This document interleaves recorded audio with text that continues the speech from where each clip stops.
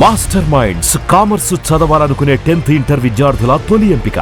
ఇప్పుడు మీరు ఒక పోలీస్ స్టేషన్కో ఒక ఎంఆర్ ఆఫీస్కో ఎంపీడీ ఆఫీస్కో ఫోన్ చేస్తే మీరు చేసిన మీ తర్వాత వీరభద్ర గౌడ్ గారు కావచ్చు గుమ్మనూరు జయరాం గారు ఫోన్ చేసి ఎవరి మాట ఎక్కువ చెల్లుతుంది? అధికారంలో ఉంది వాళ్ళ మాట చెల్లుతుంది, నా మరి మాట వాళ్ళ మాట చెల్లుతుంది కదా, వాళ్ళ మాట చెల్లుతుంది కదా, వాళ్ళు పోయినారు అక్కడికి.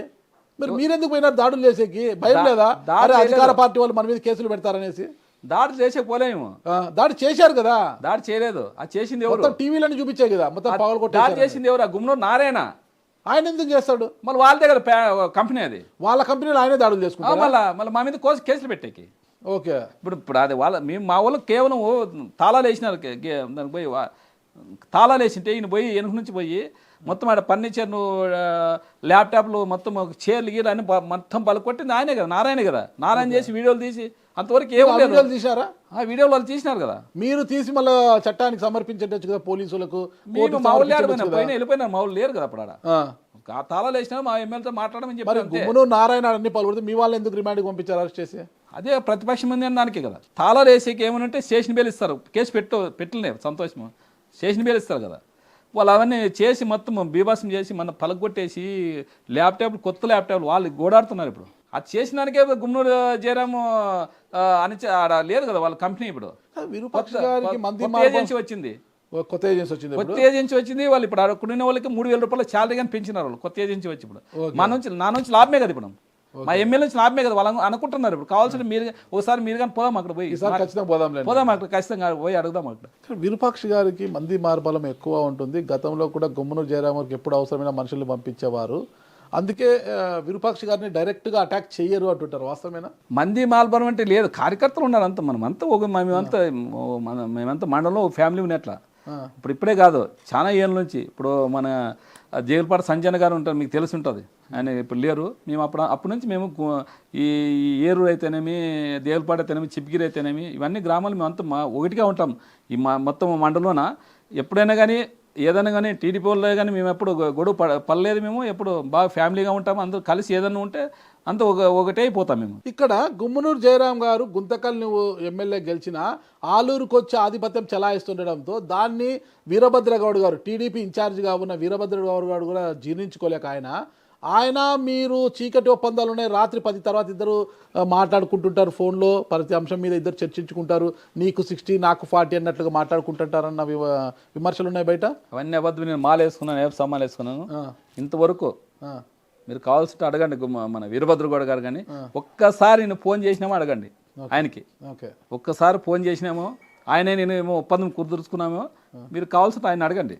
మన ఒప్పందం అవసరం లేదు. నేను ఏమన్నా మా ఆలూరు అభివృద్ధి చెందాలనే విధంగా మేము అంటున్నాం. కానీ ఇప్పుడు ఎన్ఆర్జీఎస్ ఫండ్ వచ్చింది, దానికి తీర్మానం వెళ్ళాలంటే మా సర్పంచ్లు మొత్తం మా సర్పంచ్లు ఉన్నారు, మా ఎంపీపీలు ఉన్నారు. మనకి ఎవరైతేనే ఎవరు చేసినా మనకి మీరు తీర్మానాలు ఇవ్వండి. మనకి ఏదైనా ఆలూరు డెవలప్మెంట్ కావాలనేది నా ధ్యేయం. నేను పోయింది కానీ ఎలక్షన్లో ఎన్నికల్లో పోయి నేను చెప్పింది కానీ ఒకటే చెప్పినాను, రోడ్లు నీళ్ళు లేపిస్తానని. నా జగన్ సార్ కానీ 3 సార్లు నాకు ఇన్ఛార్జ్ ఇచ్చినా 3 సార్లు పోయి కలిసిన 3 సార్లు ఇదే చెప్పినా, సార్ ఆలూరు కాన్స్టిట్యూన్సీ చాలా దరిద్రంగా ఉంది, రోడ్లో అయితేనేమి నీళ్ళు అయితే అస్సలు లేవు, మీరు దయచేసి ఆలూరు మీద మనం గెలిచినాక ఖచ్చితంగా కాన్సన్ట్రేట్ చేసి దాని నిధులు ఇవ్వాలనే విధంగా. 3 సార్లు గెలిచాడు కదా, అంత దరిద్రంగా ఉందని ఎలా మాట్లాడారు ఆ పదం మీరు? నా వెహికల్ వస్తున్నావా ఏ మండలానికన్నా పోదాం, ఏదైనా ఒక రోడ్డు ఉందని చూపి నాకు. ఆయన మంత్రి కదా, 5 ఏళ్ళు మంత్రిగా చేసిన కదా, మేము తీసుకొని పోతాం ఏ మండలానికన్నా. కేర్ ఆఫ్ గుమ్మనూరు జయరాం గారు అంటారు. వాళ్ళు డెవలప్మెంట్ అయినారు అంతే తప్ప వాళ్ళ ఫ్యామిలీ వాళ్ళ అన్నదమ్ములు డెవలప్మెంట్ అయినారు కానీ వాళ్ళు ఎవరు డెవలప్మెంట్ చేసిందే ఎవరు చేయలేదు. ఓకే, ఇప్పటికీ చాలా సామాన్యంగా ఉంటారండి వాళ్ళు ఎక్కడ డెవలప్ అయ్యారు? కాలేరా? ఎక్కడ డెవలప్ అయ్యారు చెప్పండి? చాలా సామాన్యంగానే కనిపిస్తారు నాకు వాళ్ళు. మళ్ళీ డెవలప్మెంట్ అంటే సంతోషంలే, ఇంకా దానికి సమర్థించిన అంటే సంతోషమే. మీరు ఇంకా గాలి మరల మీద దాని మీద దాడి చేసి మీరు డెవలప్ అయ్యారేమో అనిపిస్తుంది నాకు. గాలిమన్ డెవలప్మెంట్ చేసి కాదు, మీరు పోయండి, మీరు ఉంటారు, మీ ఛానల్లో ఉంటారు, పోయి అడగండి అక్కడ పోయి. మేము మాకేమైనా రూపాయి ఏమైనా ఇచ్చినారేమో. మేము కేసులు మోసుకొని దానికి ఖర్చులు పెట్టుకున్నాం, ఇంకా మా చేతి నుంచి పడింది. ఇంకా సరే గెలిచినారు, అసెంబ్లీకి వెళ్ళే యోగ్యము లేదు, మీ బాస్ వల్ల అసెంబ్లీకి వెళ్ళే యోగ్యము లేదు, వెళ్ళమనే ఇంకా ఇప్పుడు స్టార్టింగ్ ఇప్పుడు 6 నెలలు అయింది.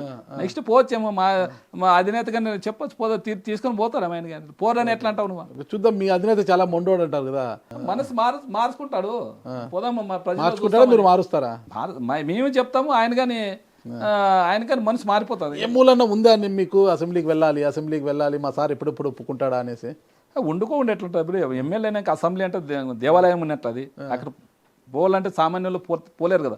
ఒక ఎమ్మెల్యే తప్ప ఎవరైనా పోతారు అక్కడ అసెంబ్లీలో కడగ పెట్టే కాదు కదా. అట్లాగే ఎమ్మెల్యే పోలని మాకు ఉంటుంది. ఎందుకు మీ మామ జయరాం గారు వచ్చి అల్లుడు నువ్వు ఆడుంటే ఇట్లా అసెంబ్లీకి వెళ్ళలేవు, జగన్మోహన్ రెడ్డిని అసెంబ్లీకి పంపిడు, వచ్చేయి తెలుగుదేశం పార్టీలోకి వచ్చేసి హ్యాపీగా నీకు ఒక 20 కోట్ల 30 కోట్ల ఇప్పిస్తాను, నిధులు ఇప్పిస్తాను, బాగా వర్క్ చేసుకుంటూ డెవలప్మెంట్ చేసుకుంటూ అంతా కలిసిమెలిసి ఉంటామంటే కండువా మారుస్తారా లేదా? నా ప్రాణం ఉన్నంత వరకు కండువా మార్చే ప్రసక్తి లేదు. ఎందుకు? నేను ఒక సామాన్య కార్యకర్త. నేను అలాంటిది జగన్మోహన్ రెడ్డి గారు నన్ను పిలిచి అట్లా వాళ్ళు చాలా మందిని చూస్తాను. మీ మామ కూడా గతంలో ఇదే మాట చెప్పాడు, నేను కండువా మార్చే ప్రసక్తే లేదు అని. ఒకరికత్త నాకు అవసరం లే, ఒకరికత్త నాకు అవసరం లేదు. నేను ఒక సామాన్య కార్యకర్త. మీరు కానీ చూసినారు ఇల్లు ఎట్లుందో, మా చిప్గిల్లు ఎట్లుందో. అలాంటిది జగన్మోహన్ రెడ్డి పిలిచి నాకు జనవరి 10వ తారీఖు పిలిచి నీకు ఎమ్మెల్యే టికెట్ ఇస్తున్నాను, నువ్వు పోయి ప్రచారం చేసుకోపని పిలిచి నన్ను ఇచ్చినాడు కాబట్టి నాకేం అవసరం లేదు. నేను నా కట్ట కాలే వరకు నేను వైసీపీలోనే ఉంటా, నేను చనిపోయినా నా శవం పైన వైసీపీ కండువా కప్పాలి అన్న ఎమ్మెల్యేలు కూడా ఈరోజు పార్టీలు ఫిరాయించి తెలుగుదేశం పార్టీలో ఉన్నారు. వేరే నాకు ఒకరితో అవసరం లేదు. నాకు నా సిద్ధాంతం నాది వేరు. ప్రమాణం చేయండి. ప్రమాణం చేసి చెప్తున్నా, నేను పార్టీ విరూపాక్షని నేను రాజకీయాల్లో ఉన్నంత వరకు వైఎస్ఆర్ కాంగ్రెస్ పార్టీలోనే ఉంటా, జెండా మారను, జెండా వీడను అని ప్రమాణం చేయండి. ప్రమాణం చేసే పని ఎందుకు? మాల్లో ఉన్నాక మాట చెప్తాను చాలు. అంతేనంటారా? మాలలో ఉండి మరి చెప్తున్నారు. లేదు, పార్టీ మనం రాజకీయాలనుక దూరం ఉంటాం కానీ పార్టీ నాకు అవసరం. పార్టీ మారు రాజకీయాలకి ఏమన్నట్టు దూరం కొంటే పోతాం, ఓకే, అంత తప్ప పార్టీ మారని మేము మారం. మామతో కలిసి జర్నీ చేయాలనే ఆలోచన ఉందా? వేరు పార్టీలో ఉన్నా కూడా మామతో కలిసి జర్నీ చేయాలనేసి. జర్నీ మేము చేయాలని వాళ్ళు చేసుకోలేదు, అట్లా లేరు. ఓకే, అంత ఎదిగిపోయారంటారా? సుమన్ టీవీలో మీ పర్సనల్ అండ్ బిజినెస్ ప్రమోషన్స్ కోసం కింది నెంబర్కి కాంటాక్ట్ చేయండి.